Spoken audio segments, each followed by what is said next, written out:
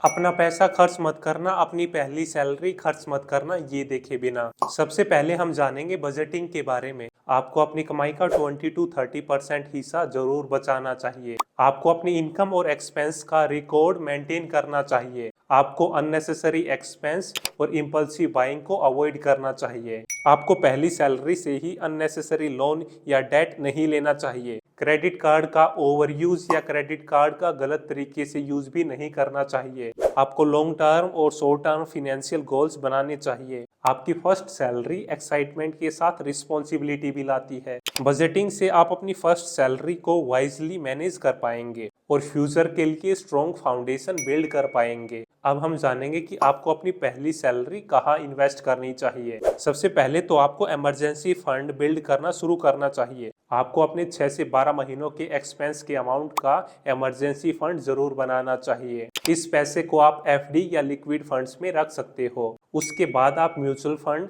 या index fund में SIP के थ्रू हर महीने इन्वेस्ट करना शुरू करो। जितना जल्दी आप इन्वेस्ट करना शुरू करेंगे आप उतना ही बड़ा पैसा कमा पाएंगे। उसके अलावा आपको अपनी नॉलेज और स्किल्स पर भी इन्वेस्ट करना चाहिए ताकि आपकी कमाई बढ़े। आपको बुक्स, कोर्सेज और ट्रेनिंग्स में जरूर इन्वेस्ट करना चाहिए, लेकिन आपको सैलरी आते ही इन्वेस्टमेंट नहीं करनी चाहिए। इन्वेस्टमेंट करने से पहले आपको हेल्थ इंश्योरेंस और टर्म इंश्योरेंस जरूर लेनी चाहिए। आपके पास मिनिमम 10 से 15 लाख रुपए के कवर का हेल्थ इंश्योरेंस जरूर होना चाहिए, नहीं तो मेडिकल इमरजेंसी में आपकी सारी सेविंग खत्म हो जाएगी। आपको अपनी इन्वेस्टमेंट और एसेट्स लॉस में सेल करने होंगे। आपको लोन भी लेना पड़ सकता है। जितनी कम एज में आप हेल्थ इंश्योरेंस लोगे उसका प्रीमियम उतना ही कम होगा। हेल्थ इंश्योरेंस लेने से आपको टैक्स बेनिफिट भी मिलेगा। हेल्थ इंश्योरेंस लेना आपको फाइनेंशियल सिक्योरिटी प्रोवाइड करता है, आपकी लाइफ को स्ट्रेस फ्री बनाता है।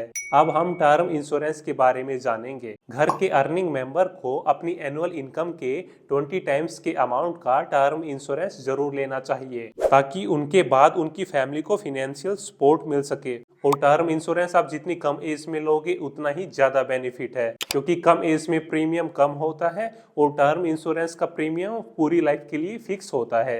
टर्म इंश्योरेंस ऐसा इंश्योरेंस है जो ज्यादा कवरेज प्रोवाइड करता है लेकिन उसका प्रीमियम काफी कम होता है। याद रहे, आप इंश्योरेंस को एक्सपेंस ना समझो, इसे आप एक इन्वेस्टमेंट या एक सेफ्टी नेट की तरह देखो। अब हम जानेंगे कि इन्वेस्टमेंट करने के बाद और इंश्योरेंस लेने के बाद जो पैसा बचे उसे आपको कहाँ खर्च करना चाहिए। आप खुद को, अपनी फैमिली मेंबर्स को, अपने लोगों को गिफ्ट दे सकते हैं, उन्हें डिनर के लिए कहीं ले जा सकते हैं, लेकिन आपने ईएमआई पर महंगी महंगी चीजें लाइक आईफोन खरीदने को अवॉइड करना चाहिए। आप वो पैसा एक्सपीरियंस लेने में लगाओ। उसके साथ साथ आप अपनी नॉलेज और स्किल्स पर भी वो पैसा इन्वेस्ट कर सकते हो। अगर आपके ऊपर कोई लोन है लाइक एडुकेशनल लोन, तो आप उसकी रीपेमेंट करना स्टार्ट कर सकते हैं। आप अपनी कमाई का एक हिस्सा डोनेट भी कर सकते हैं। आपको स्पेंडिंग और सेविंग का बैलेंस बनाना चाहिए। फर्स्ट सैलरी को अगर आप सही से मैनेज और खर्च करेंगे तो आपकी फाइनेंशियल जर्नी के लिए ये एक स्ट्रॉन्ग फाउंडेशन बनेगा। अब हम जानेंगे कि क्यों आपको गेट रिच क्विक स्कीम से दूर रहना चाहिए। गेट रिच क्विक स्कीम का मतलब है जो भी स्कीम या प्लान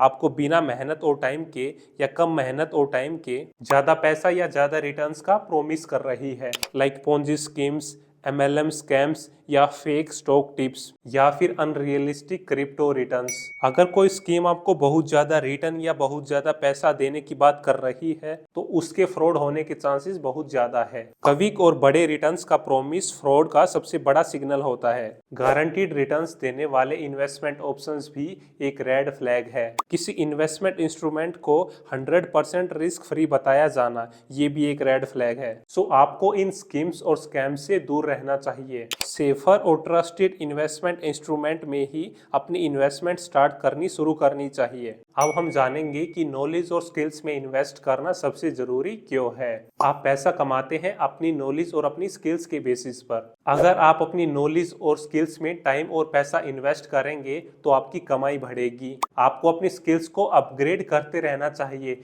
नई नई स्किल्स सीखनी चाहिए, high demand high paying skill सीखनी चाहिए जो स्किल आपके करियर को नेक्स्ट लेवल पर ले जा सके। नॉलेज और स्किल्स में इन्वेस्टमेंट करना सबसे ज्यादा रिटर्न्स देने वाली इन्वेस्टमेंट मानी जाती है। अब हम जानेंगे कि डेट ट्रैप को अवॉइड करना सबसे जरूरी क्यों है। आप पहली सैलरी से ही डेट ट्रैप में फंसना अवॉइड करो। डेट ट्रैप का मतलब है कि आप पर इतना उधार है कि आप उससे बाहर निकल ही नहीं पा रहे हैं। आपको क्रेडिट कार्ड का ओवर यूज नहीं करना चाहिए। पर्सनल लोन या ईएमआई को जितना हो सके उतना अवॉइड करना चाहिए। आप अपनी फैमिली एंड फ्रेंड्स को पैसा उधार देने से बचो, क्योंकि अगर वो पैसा वापस नहीं आता है तो आप इमोशनल और फाइनेंशियल स्ट्रेस में चले जाएंगे। अब हम जानेंगे कि पहली सैलरी से रिलेटेड कौन सी कॉमन मिस्टेक्स अवॉइड करनी चाहिए। पहली सैलरी पूरी खर्च कर देना, पहली सैलरी से सेविंग एंड इन्वेस्टमेंट की हैबिट ना बनाना, ये सबसे बड़ी मिस्टेक है। पहली सैलरी से ही इमरजेंसी फंड में पैसा ना जोड़ना, ये भी एक मिस्टेक है।